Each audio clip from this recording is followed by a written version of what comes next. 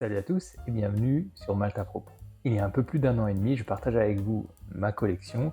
Peu de temps après avoir déménagé ici, il y a aujourd'hui rebelote. Je déménage à nouveau et il m'a paru cohérent de refaire un point avec vous sur les bouteilles que je n'ai pas encore ouvertes ou dont je ne vous ai pas encore parlé.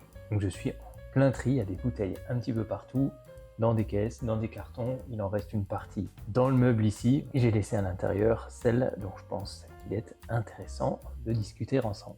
On commence tout de suite le Smoked Twisted Stout, une gamme bien connue de l'embouteilleur indépendant écossais Ian MacLeod, et cet embouteillage spécifique a été vieilli, comme son nom l'indique, dans des fûts de bière stout. La stout, c'est une bière typiquement irlandaise, noire, avec des arômes assez amers, de café notamment, et c'est ce qu'on est censé retrouver dans cet embouteillage. Si je ne vous ai pas encore parlé de cette bouteille, c'est que je n'en ai pas eu l'occasion, et surtout que pour moi, elle ne sort pas du lot. Si ce n'était pas marqué sur le packaging, si je ne le savais pas, impossible pour moi de détecter l'apport des ex-fûts de bière. Pour moi, les Smoked, quel que soit l'embouteillage, quelle que soit l'édition limitée, ce sont de bons whisky, mais il n'y en a aucun vraiment qui tire son épingle du jeu. Sinon, j'ai fini pas mal de Waterford ces derniers temps. Il m'en reste seulement 2 bouteilles, le Waterford Hooked.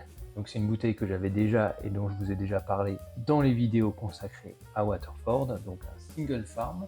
Celle que j'ai acquis plus tard, c'est le Waterford Biodynamic Luna 1.1, donc première édition également. Comme son nom l'indique, biodynamique, c'est un whisky dont l'orge a été cultivé en biodynamie. Je l'ai acheté pourquoi? Parce qu'il était en super promo, je l'ai touché un peu plus de 60 €. Normalement son prix de base est autour de 90 € sur le marché français. Je l'ai déjà goûté, cette bouteille.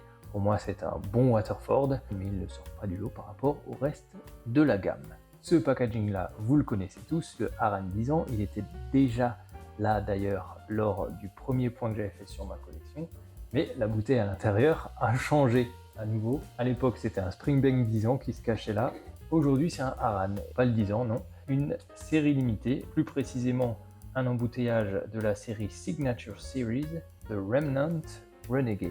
Un as embouteillé à 46 degrés d'alcool, ni filtré ni coloré, vieillissement en fût de Sherry Oxhead, en plus des fûts de Bourbon bien sûr. Plusieurs embouteillages successifs depuis, et j'en ai entendu beaucoup de bien. Je n'ai pas encore ouvert la bouteille, ça viendra, mais j'en ai pas encore forcément ressenti le besoin car j'ai pas mal de bouteilles en cours en ce moment. Un whisky dont on entend peu parler, une de ces nouvelles distilleries qui ont émergé il y a quelques années, mais qui a fait beaucoup moins le buzz, qui a fait beaucoup moins parler d'elle que Ardnau par exemple, ou encore Ardnamurchan. Il s'agit de Strathern, la distillerie détenue en propre par l'embouteilleur indépendant Douglas Lang, un single malt issu de cette distillerie. Donc c'est l'édition inaugurale, c'est pour ça que je l'avais acheté à l'époque, et il a été vieilli dans 3 types de fûts différents, ex-bourbon, fût vierge et ex-sherry, embouteillé à 50 degrés d'alcool, ni filtré ni coloré. Il était sorti à peu près en même temps que l'édition inaugurale d'Ardnau. Pareil, je l'ouvrirai sans doute en son temps, ou pas d'ailleurs, parce que vu que c'est une édition inaugurale, on peut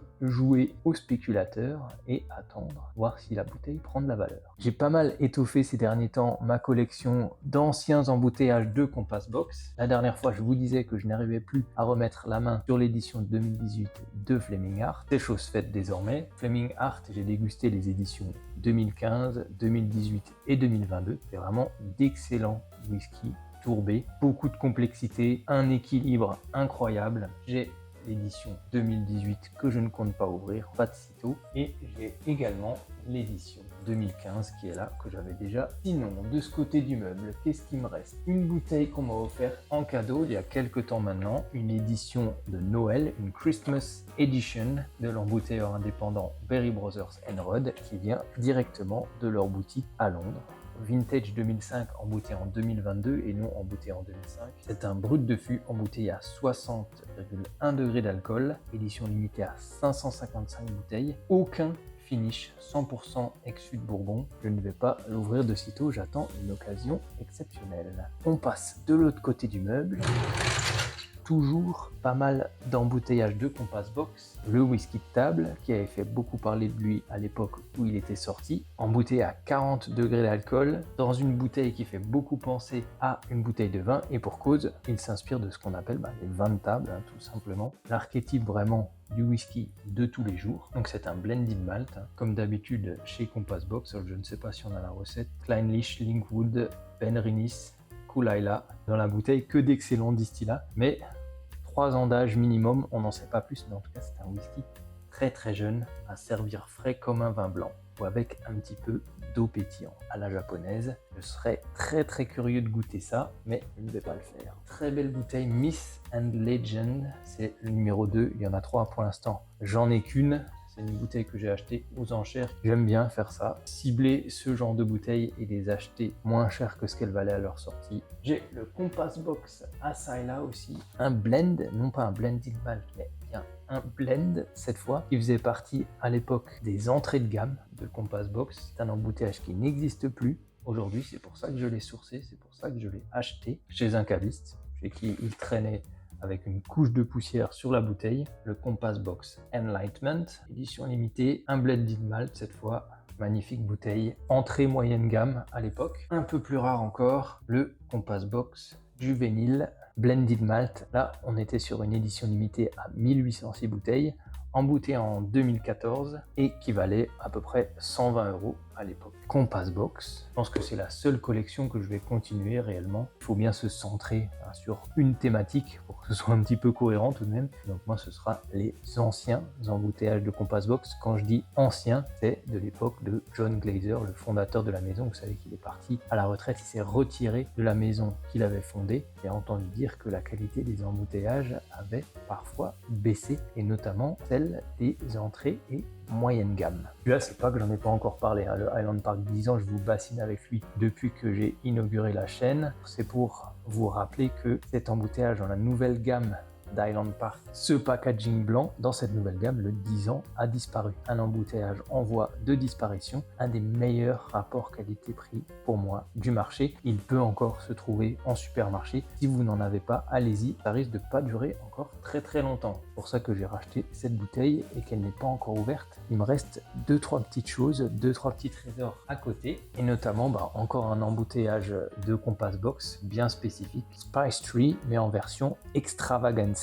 Il y avait souvent ces éditions limitées qui partaient d'une base de la gamme permanente. Là, c'était donc le Spice Tree et qu'on pimpait un petit peu pour en faire une édition limitée. J'ai une bouteille entamée et une bouteille de spare, une bouteille que je ne vais pas ouvrir. Un très bon whisky, mais comme assez souvent avec les éditions limitées de Compass Box, un poil trop cher, un embouteillage qui date déjà de 2016, 130 € à l'époque. Pour moi, ça vaut pas son prix. Beaucoup de blabla marketing à l'arrière, mais je n'ai pas la recette. Encore un Compass Box, mais cette fois dans une édition différente, une édition de la Maison du Whisky. Là, c'est la série Artiste 11. La sous-série s'appelle Pentalogie, avec 5 vertus. Et là, c'est Wisdom, la sagesse. Donc je l'ai pas encore ouverte, pareil, c'était un cadeau, à peu près 200 € la bouteille, un petit peu moins. Édition limitée à 654 bouteilles, 50,1 degrés d'alcool, évidemment ni filtré ni coloré. Il faut se centrer quand on fait une collection.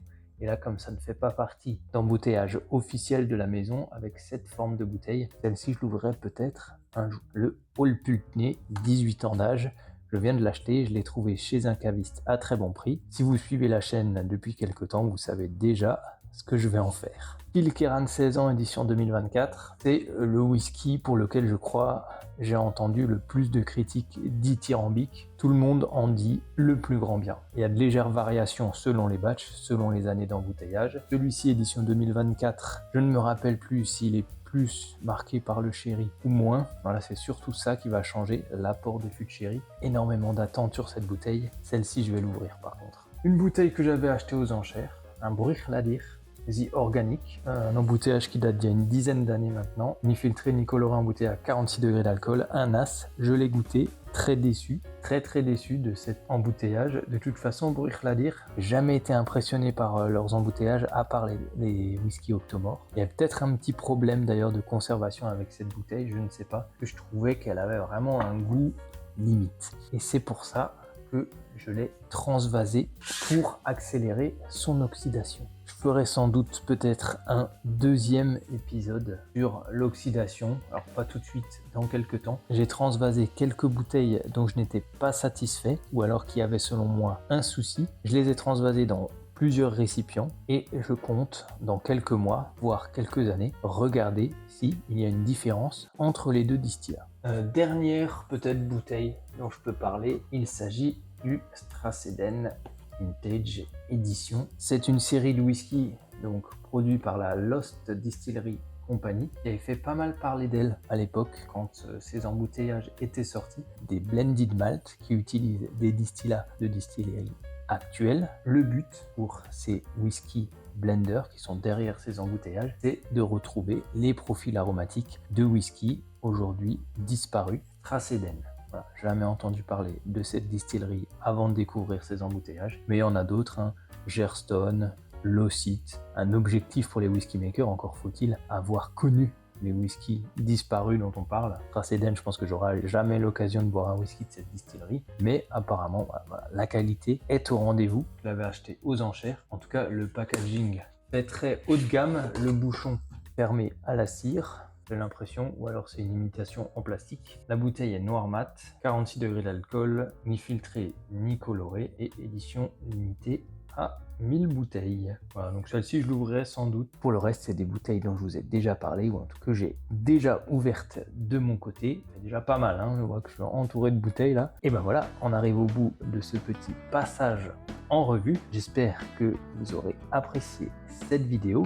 Dites-moi si de votre côté vous avez aussi entrepris une collection d'embouteillages, si oui, laquelle. J'espère que vous aurez encore appris 2-3 petites choses dans cette vidéo, que ça vous aura donné une ou deux idées d'achat pour les mois à venir. On se retrouve très vite pour de nouveaux épisodes de Malte à propos, de nouvelles dégustations, pas mal de projets, seuls, bien accompagnés, sur le terrain, des mentions d'âge, des petits budgets. Je ne vous en dis pas plus, et en attendant bien sûr, le plus important, portez-vous bien. Ciao.